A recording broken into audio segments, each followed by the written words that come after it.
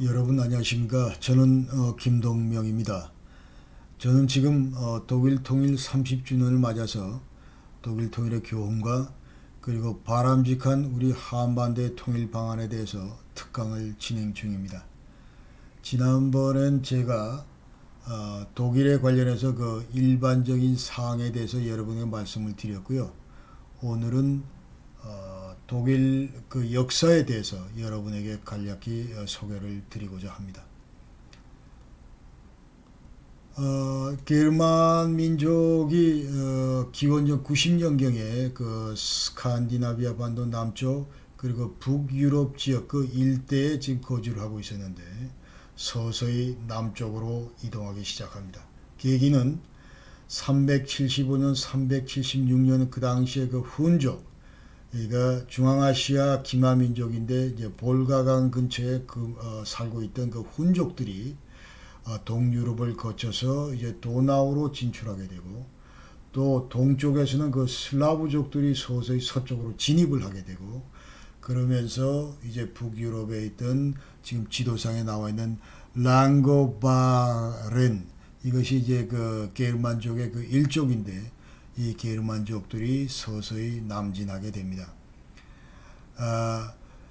대략 한 568년까지 이동이 있었다고 하는 거 보니까 이제 그 사이에 많은 그 게르만족들이 그 서로마 제국, 동로마 제국 요 일대에 지금 그 영토에 이제 진입하게 되고 거기도 이제 살게 되고 그 상당수는 이제 로마 군대에도 그 편입이 되고 그런 상황이었습니다. 그래서 여러분 아시다시피 이제 476년도에 서로마 제국이 이제 멸망하게 되는데 그 당시 그 바로 주역이 오도아크 그러니까 서로마 제국의 그 장교인데 이 사람이 바로 그 이제 게르만족이라는 것이죠. 오도아크는 나중에 이태리 왕이 되죠. 그래서 이처럼 그 게르만족들이 그 이 서유럽 일대 그러니까 그 로마 제국 영토 일대에서 여러 개의 나라들을 건국하고 살았다. 근데 그 중에서 가장 그 강력한 나라가 바로 프랑크 왕국이다. 이 말씀을 드리겠습니다.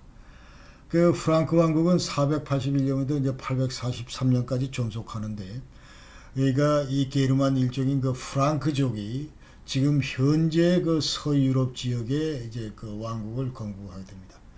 그 당시에 이제 그 주요 그 왕조는 메로빙아, 그 다음에 카롤링아 왕조가 되겠고, 그 다음에 정확하게 지금 프랑스, 독일, 이태리, 베네룩스 3국, 요 일대에 그 프랑크 왕국이 존속했다.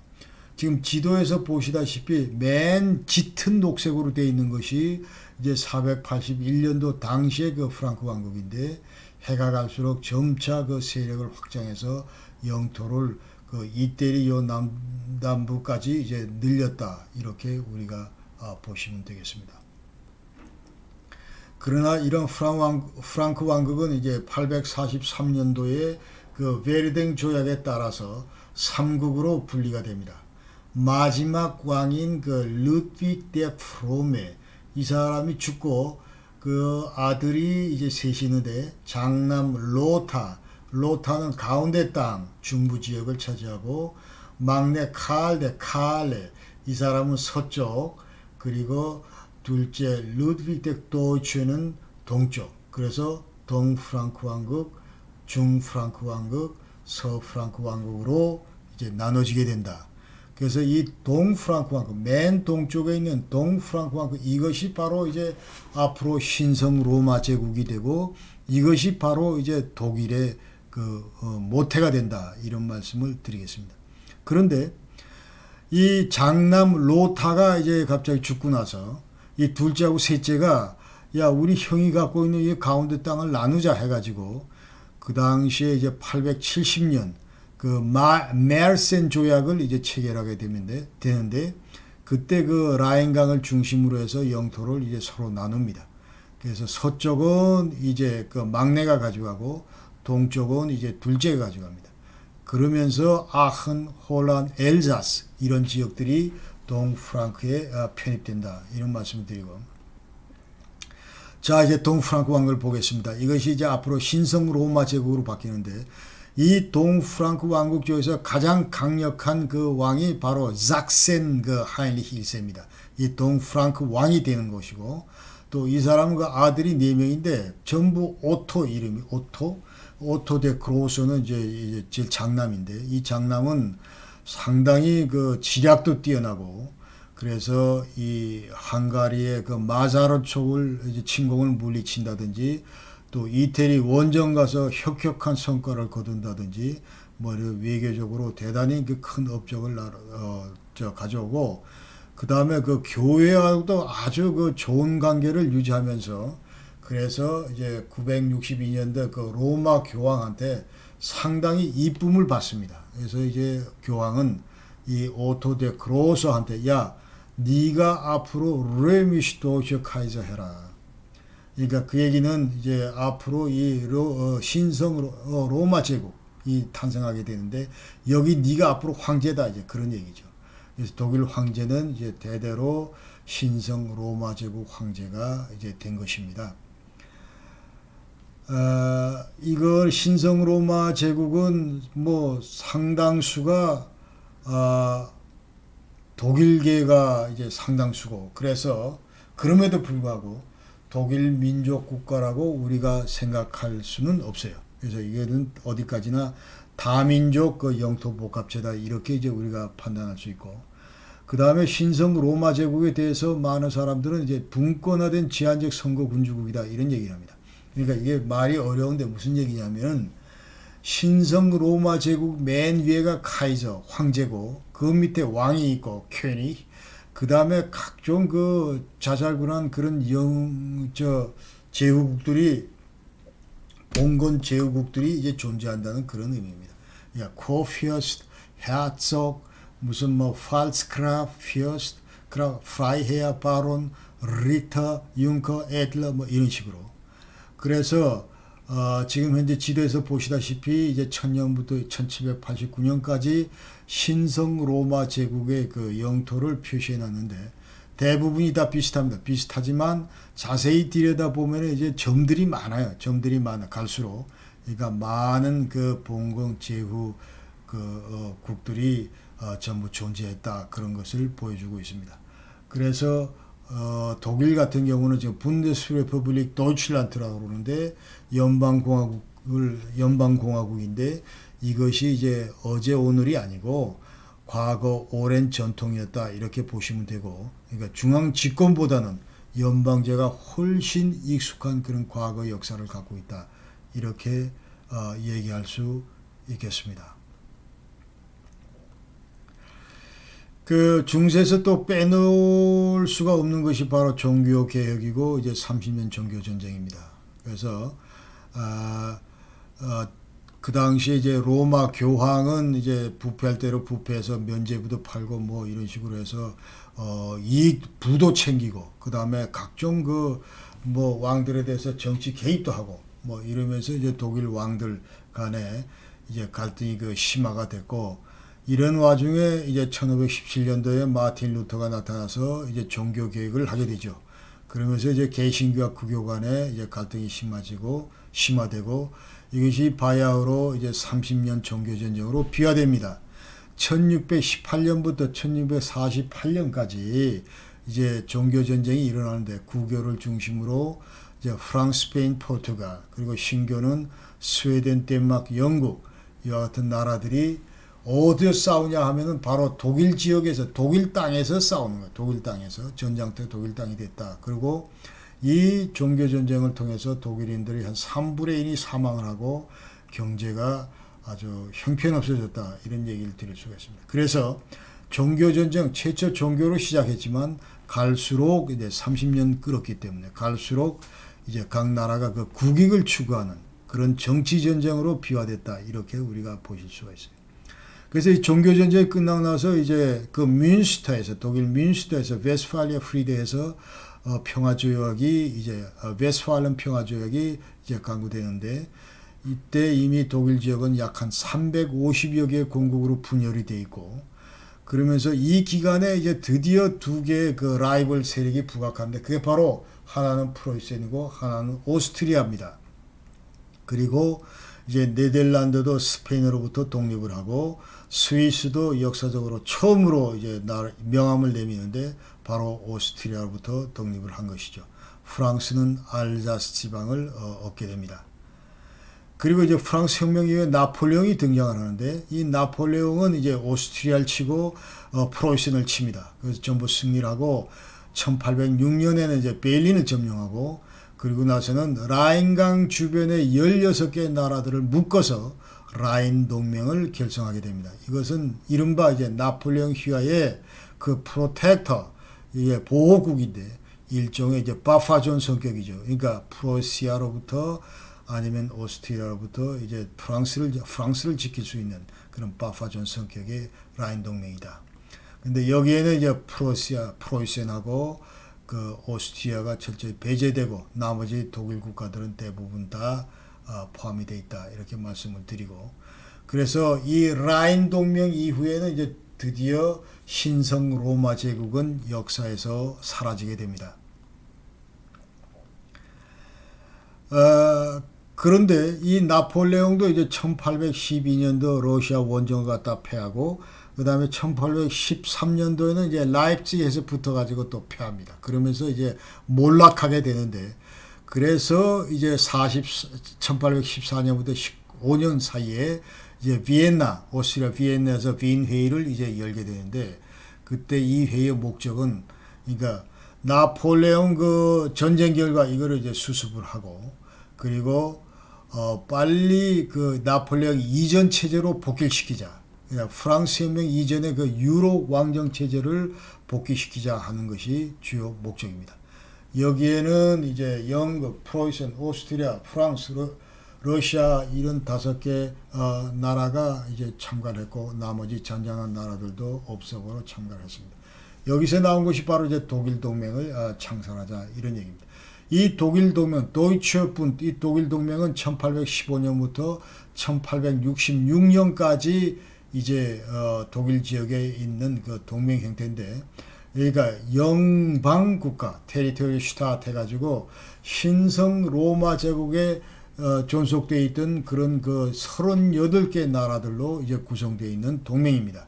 여기에는 이제 프로이센하고 오스트리아도 전부 포함이 되고, 그래서 처음으로 이제 프랑스도 이겨봤고, 그래서 이 민족적 긍지가 대단히 높아졌고, 자 우리도 빨리 통일국가 형성하자 이런 그 분위기가 싹 떴습니다. 그 1848년도에 이제 그 3월 혁명이라는 것이 유럽에서 있었는데, 그러니까 1월 달엔 이태리, 2월 달에는 프랑스, 3월 달에 이제 독일, 뭐 오스트리아 이렇게 번졌는데, 이 1848년 이 혁명이라는 것이 이제 바로 왕정 복구하는 그런 추세에 강력하게 반대하는 겁니다. 그러면서 무엇을 강조하냐면 이제 근대 시민 국가로서의 가치들, 예컨대 자유, 시민, 민주, 통일, 독립 이런 가치들을 이제 주창하게 되고, 이 영향으로 이제 그 프랑크푸르트에 있는 그 파울스키히에서 모여서 전부 회화성, 헌법도 만들어 봅니다. 그러면서 입헌존재 국가가 이제 드디어 의회 민주주의 국가로 변모되는 그런 시점인데, 그러나 프로이센 그 왕인 프리드리히 윌helm 4세가 이러한 기도를 거부하게 됩니다. 그러면서 좌절이 됐고, 그리고 1866년부터 1871년까지 약 5년간에 걸쳐서 북독일 동맹이라는 것이 있는데, 이것은 바로 이제 프로이센 주도하에 이제 생겨난 그런 동맹체입니다. 그러니까 프로이센은 그 당시에 이제 소독일주의를 하자 그 얘기. 오스트리아 제끼고 우리가 나라 만들자 그런 얘기고, 그다음에 오스트리아는 우리도 포함해서 대독일주의로 가자. 이제 이 두 가지 이슈로 크게 이제 두 나라가 이제 갈등을 빚고 있는 그런 상황이었는데, 그런데 그래서 이제 그 당시 그 제상 비스마르크가 오스트리아가 이제 선전포고라고 싸움을 합니다. 그래서 결국은 이기면서 이제 소독일주의를 이제 완성을 시키죠. 그리고 나서 이 철월 제상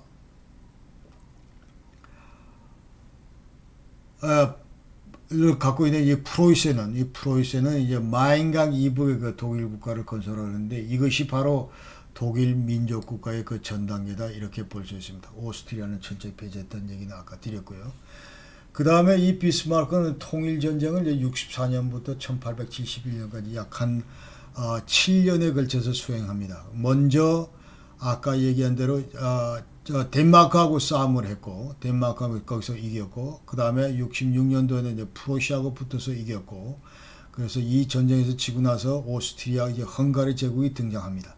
그 다음에 세 번째 나라가 바로 이제 프랑스인데 이 보불전에서도 프로이센이 승리를 했습니다. 그래서 드디어 역사상 이제 독일 제국이 처음으로 등장합니다. 그러니까 1871년도에 처음으로 독일 민족끼리 구성된 독일 나라가 독일 국가가 이제 등장하게 되는 겁니다. 그래서 베르사유에서 이제 황제 대관식을 가졌고 그 다음에 독일은 엘자스, 로터링은 이런 영토를 이제 획득하게 됩니다. 그래서 Bismarck has a plan. He always has a plan. 계획이 있구나. 너는 계획이 있구나. 그러니까 이 말은 그러니까 주변국들이 항상 이제 예하고 붙으면 깨지니까 이 비스마르크 참 대단한 그 철혈 재상이다. 뭐 그런 얘기죠. 항상 계획을 갖고 있는 그런 그 수상이었다 하는 얘기고. 그 다음에 그 이제 독일 제국은 45년까지 지속이 되는데 이제 1차 대전 전까지 그리고 1차 대전 끝나고 나서 바이마르 공화국까지 그리고 히틀러 등장 이후에 이제 나치 독재 기간 통해서 독일 제국이라고 우리가 일컫습니다. 먼저 1차 대전 전까지의 그 독일 제국을 들여다보면은 이 26개 공국으로 이제 민족 국가를 형성했던 얘기고 아까 비스마르크의 그 업적에 대해서는 다 말씀을 드렸습니다. 비스마르크는 특히 앞으로 그 세력 균형을 중시하면서 프랑스를 어떻게 고립시킬까 그리고 우리의 그 동맹을 러시아하고 오흥 제국을 항상 곁에 두려고 하는 그런 그 외교 전략을 펼쳤다 하는 얘기. 그 1차 대전을 앞두고 이제 삼국 동맹이라는 게 있는데 그러니까 독일을 중심으로 이제 두 개의 다른 축은 이태리하고 오스트리아였다. 그런데 1914년도에 이 이태리가 갑자기 중립국 선언을 하면서 1차 대전 발발과 동시에 중립국 선언을 하면서 이제 프랑스와의 관계도 좋아지고 그러면서 요 공백을 1차 대전 때는 이제 터키하고 불가리아 얘들이 이제 채웠다. 그런 얘기고 여기에 대항하는 이제 트리플 앙땅 프랑스, 러시아, 영국이 있고 그 다음에 1917년도에 이제 미국이 조인해서 세계 제1차 대전을 벌였는데 여기서 독일은 깨집니다. 1차 대전 중에 그 사망한 사람이 무려 2천만 명이 이른다고 하는데 그 중에 반이 군인이었다. 그리고 독일은 한 200만 군인이 사망, 프랑스 140만, 영국 90만, 엄청나게 많은 인명피해를 가져온 그 전쟁의 주역이 바로 독일이다 하는 것을 우리가 잊어서는 안 됩니다. 그 다음에 이제 1차 대전 이후에 바이마르 공화국이 들어서는데 이 바이마르 공화국은 처음으로 이제 입헌군주제를 종식을 시키고 최초로 그 의회 민주주의를 그 실현하자고 하는 것이죠.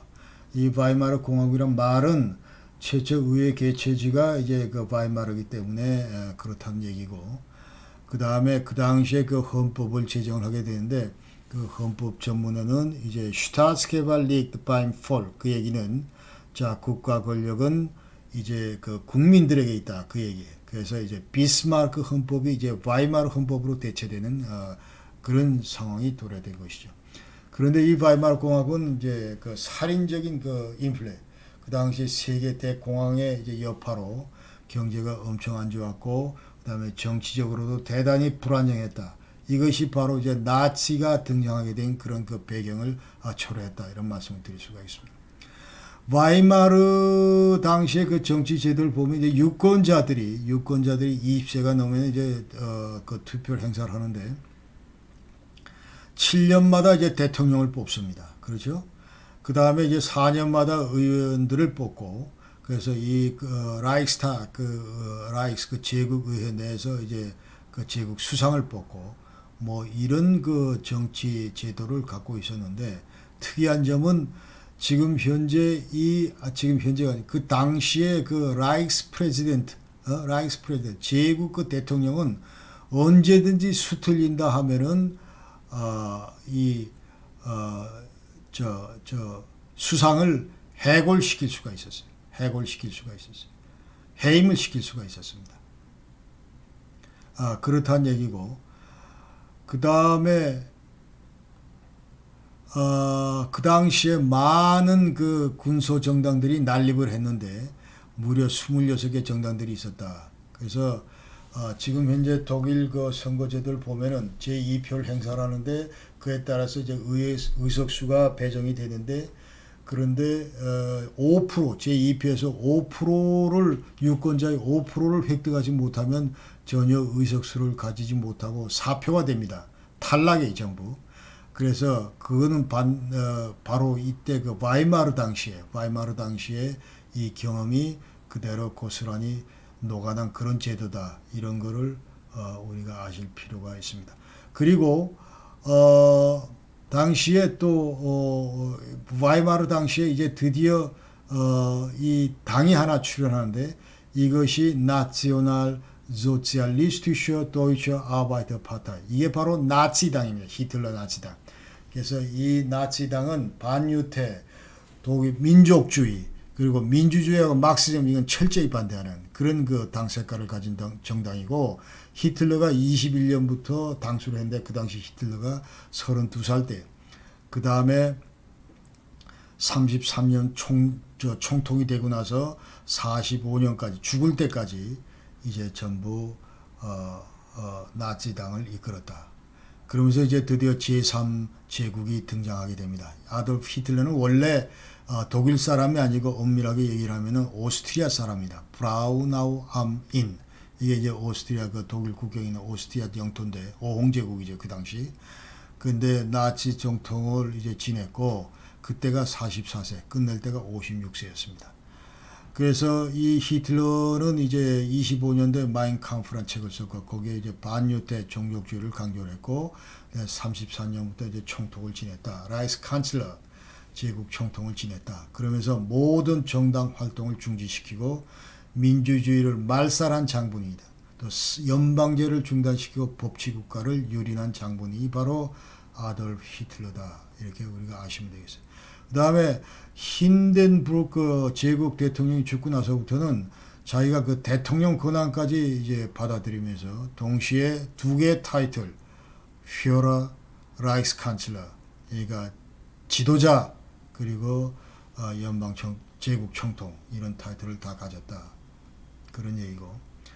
그 다음에 이제 총통이 되기 전부터 36년도에 이제 베르사유 조약을 파기하고 그리고 베르마흐트 나치 군대를 이제 군비 정강을 서두릅니다. 그리고 38년도에 이제 군 통수권을 장악하고 39년까지 독일 내에서 그 히틀러의 인기는 천정부지 하늘을 찔렀다. 그렇게 얘기고 이제 39년 9월 1일 날 드디어 폴란드를 침공하면서 제2차 대전을 도발했습니다. 또 38년도에는 이제 오스트리아하고 그 주데텐, 그 체코슬로바키아 그 독일인 소수 민족인 독일인들이 그 거주하고 있던 이 체코슬로바키아 지역을 합병을 하게 됩니다. 그래서 영토가 1948년도에는 이와 같은 영토를 유지하고 있었다 하는 거고, 그 다음에 이 히틀러는 잘 아시다시피 이제 반유태 정책을 피면서 많은 유태인과 그리고 정신병자들 그리고 신티 로마 집시들 그리고 유태인들 이런 것들 좀 엄청나게 학살을 했다는 걸 우리가 잊어서는 안 됩니다. 그러니까 악시온 테피어 여기서는 이제 19만 명을 안락사시킨 적이 있고, 그 다음에 홀로코스트에서 약 한 630만까지 유태인들을 학살을 했다 하는 것은 우리가 기억해야 됩니다. 그래서 2차 대전의 주역도 바로 독일인데 약 한 6,500만 명이 사망을 하고 그 중에서 4,700만 명이 그 유럽에서 일어났고 희생됐고, 그 다음에 많은 민간 희생자들이 있었고 군인 희생보다 훨씬 많았다 그런 말씀을 드리고, 최대 피해국은 소련이다. 2,880만 명. 그 중에서 군인이 1360만 명이다는 거죠. 독일도 635만 명이 죽었는데 그 중에서 군인이 518만 명이다. 이런 말씀을 드리고 나머지 거는 여러분들이 그 자료를 보시기 바랍니다. 오늘 특강은 여기까지 하고요. 여러분 그 귀한 시간 내서 봐주셔서 감사드리고 이제 다음 시간에는 그 동서독이 어떻게 분단됐는가 하는 것을 말씀드리도록 하겠습니다. 여러분 끝까지 경청해 주셔서 대단히 감사합니다. 고맙습니다.